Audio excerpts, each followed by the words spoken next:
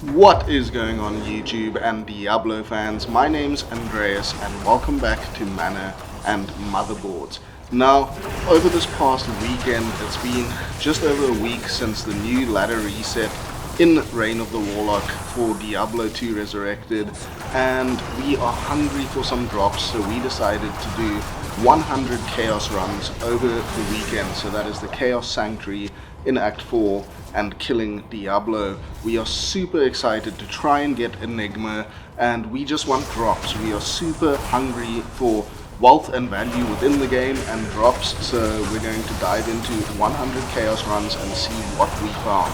So starting off with run number 1, or actually was it run number 1?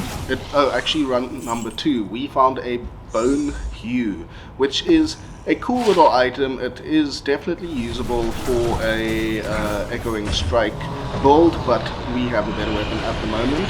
And then jumping right into run number 5, we found ourselves a set of Water Walk boots, which is very nice for its defense against missiles and other stats. Now jumping right ahead into run number 8, this was a big drop for us and something that I haven't found in quite a few years within Diablo, and this is of course our unique Corona, which is, as you will see coming up right now, Crown of the Ages. Now this is a very cool helm and very powerful on a lot of different builds, and I'm super stoked to find this and to roll with 2 sockets, and it's just in general a very rare, very cool item. And moving along into run number 9, straight after the Crown of Ages, we found another rare and very cool helm, which is for the Druid, and that is Spirit Keeper.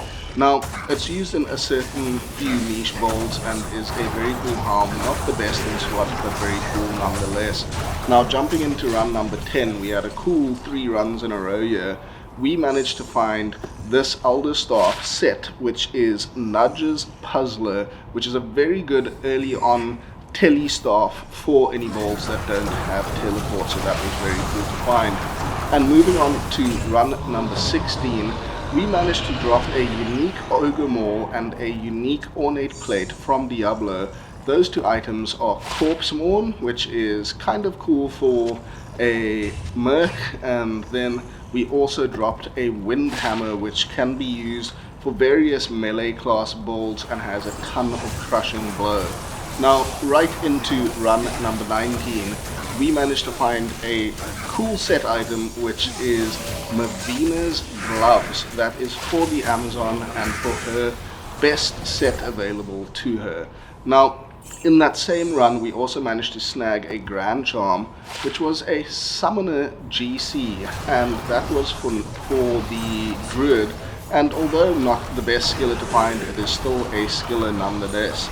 And in the theme of GCs, in run number 26, we snagged a little Geed's Fortune here, and it did roll anti-perfect with 20 MF, but you know, that's just how it goes sometimes.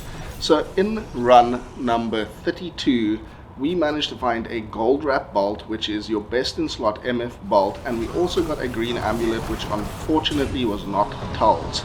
Then on run number 33, we managed to find another part of Mavina's set, and that is Mavina's Embrace, which is the armor for the Mavina set. And then moving on to run number 35, we found another green amulet, another set amulet, and unfortunately that didn't turn out to be Tull's amulet yet again, and that just seems to be how it goes.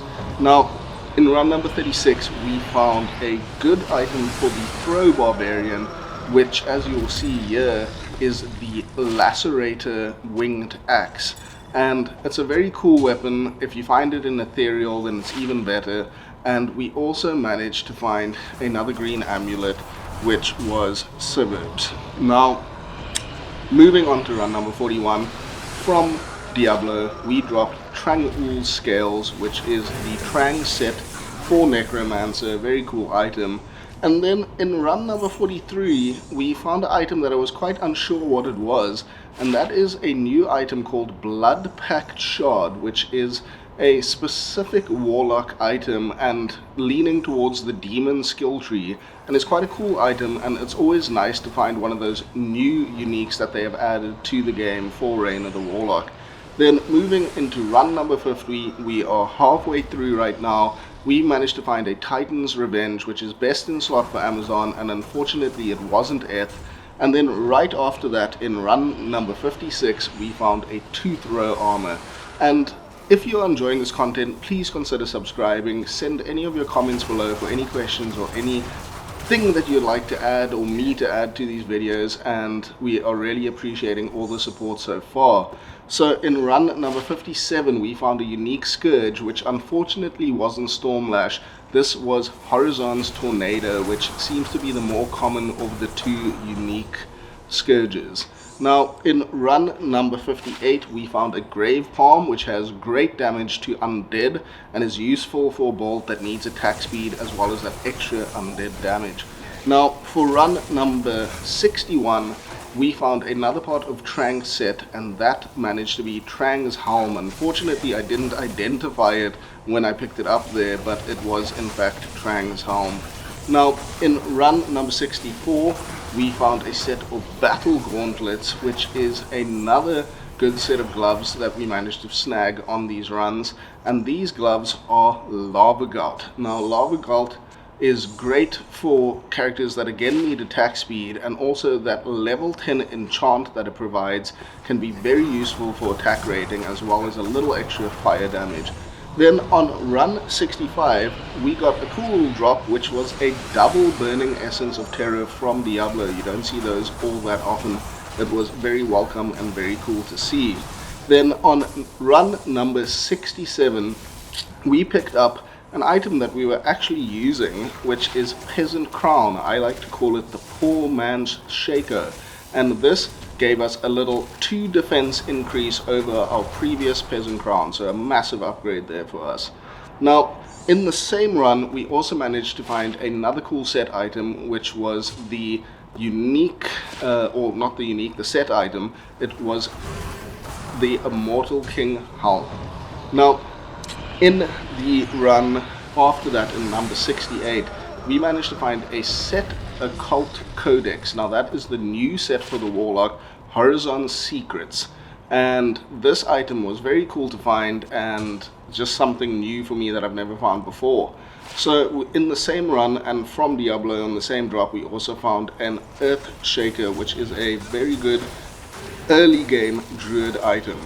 Then in run number 76, I have been searching for an ETH Colossus Vulge to make an insight for my Echoing Strike build, and we managed to find one. So we rolled it for sockets, and one socket. Of course, that is just my luck so far this season with rolling bases, and very unfortunate. I was very disappointed. Then in run number 80, we managed to find a Thunder God's Vigor, which is a great item for Amazons as well as people running Ubers. And there we have it, guys, from Diablo in run 80, the same run as the T-Gods. We got what I would consider one of our biggest drops of these runs, and that is a Harlequin Crest Shaker, which can be used in almost any build and is fantastic for its damage reduction, its skills, and its stats, and as well as its MF. It's just one of the best all-round helms, and I'll be using that for a long time on this build as well as many others for the Warlock. Now, in run number 87, we found another new Warlock item that I was super excited to find. This is Measured Wrath, and it's one of the lower level new unique tomes that you can find, and it wasn't that Ars Doomapestos that I really want to find, but it was cool nonetheless to find it.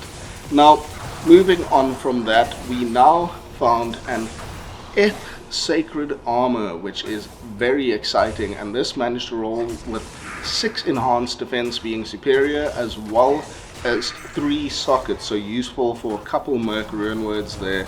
And next we got a big troll from the big Diablo, which seems to happen quite often. We got a unique ring, so it could be the Sling Ring, it could be Opal Vein, it could be a BK, it could be Stone of Jordan, or it could be a Nagel Ring with 18 MF. Now, our last drop for this run, or these runs for the 100 chaos runs, was not that wizard spike that we just picked up, but a very exciting item on run number 99 from Diablo, so just before our last run. And this was a Hyperion Spear, which is the best in slot damage item for the Echoing Strike, build for the Warlock, and that's Ariok's Needle. Unfortunately, it rolled with 2 out of 4 skills, which makes it basically not usable, where if it rolled the full 4 skills, it would have been an absolutely cracker-fantastic drop. So that wraps up our video here of our 100 chaos run. Some were terrorized, which was very cool, and it was just a really fun place to farm. I love farming the chaos, and I am enjoying this Echoing Strike build so far. It is a bit overpowered. I would like to see some balance changes happen to make it more in line and give the other builds for the Warlock a bit more viability. But with that being said, I would love to do some live streaming. What do you guys think about that, and would you like to see that? I'm doing as much gameplay as I can in between life, 2 children, family, work, all of that stuff. So let me know if you'd like to see some live streams. I'd also like to get the Discord server up and running again, so please comment below if you would like to be a part of that. Lastly, I did manage to off-screen drop a jar from a terrorized cow run. I'll try find the clip for you for that quickly, which was an absolute huge thing towards my enigma that I'm really hunting for. And lastly after that jar drop, what I would like to do after this now is a undisclosed amount of travel runs to try and get some more runes towards that enigma. So please like and subscribe if you'd like to see that, and like I said, let me know if you'd like to see some live streaming and some sort of Discord community going on. So if you haven't already, please subscribe, and we'll catch you again soon for some more Mana and Motherboards. Cheers.